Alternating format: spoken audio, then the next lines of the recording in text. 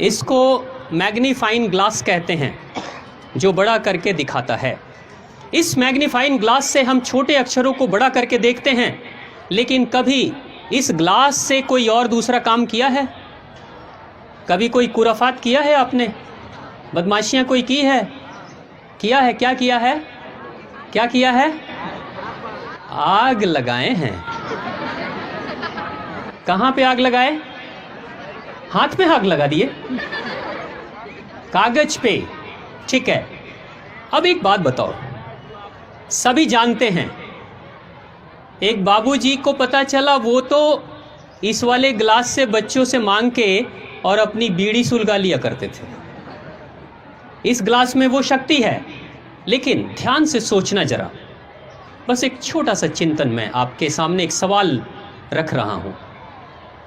मान लो ये कागज है, ये हाथ नहीं है, ये कागज है। मान लो सूरज की किरणें हैं, ये ग्लास भी है, और मैंने सूरज की किरणों को अपने इस कागज पे फोकस किया। कितने देर में कागज में आग लगती है? 2 मिनट, 3 मिनट, 4 मिनट में आग लगती है ना?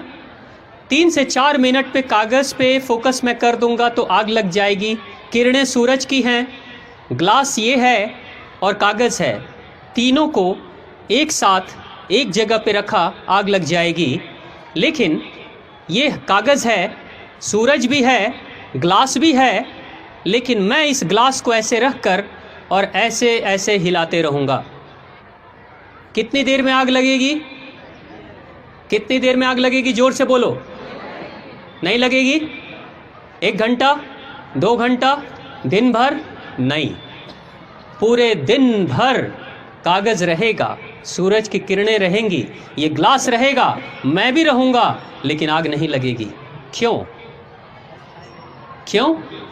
क्योंकि अपने फोकस को मैं बार बार हिला रहा था। एक बिंदु पे मैंने उसे रोक कर नहीं रखा।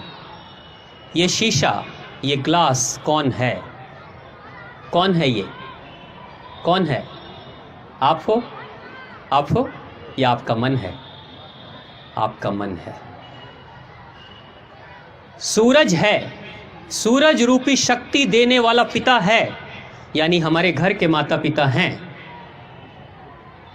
ये अग्नि को जलाने के लिए जो कागज है वो भी है, हम भी हैं, लेकिन हमारा ये जो मन रूपी ग्लास है वो डोल रहा है, हिल रहा है।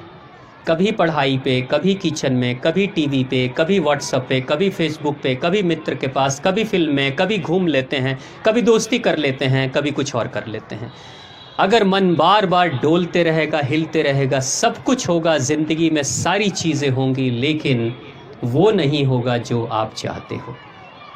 आपके सपने जीवन में कभी साकार नहीं होंगे।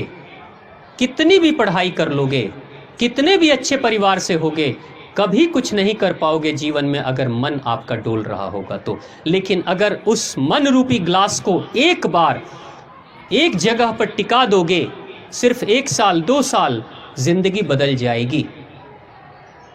सुभाष चंद्र बोस के पिता बार बार हंसते थे सुभाष चंद्र बोस पर कि तुम जीवन में कुछ कर नहीं पाओगे।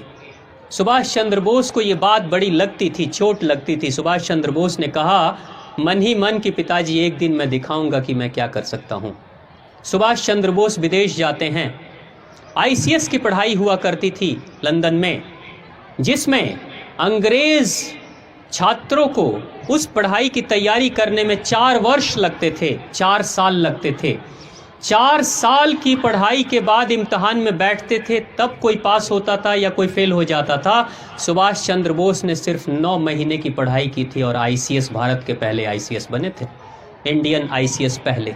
सिर्फ 9 महीने की पढ़ाई, वो जो 9 महीने अपने मन को रोक दिया ना, आग लग गई थी।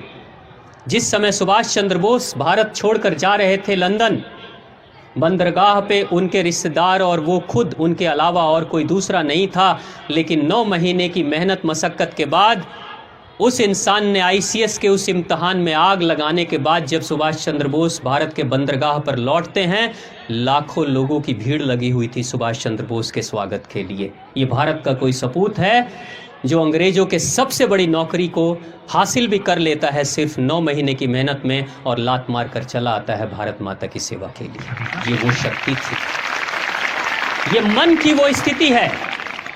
जब तुम्हारा मन डोलेगा तो कुछ भी कर लोगे, सपने कितने भी बड़े रखोगे, कुछ नहीं होने वाला है।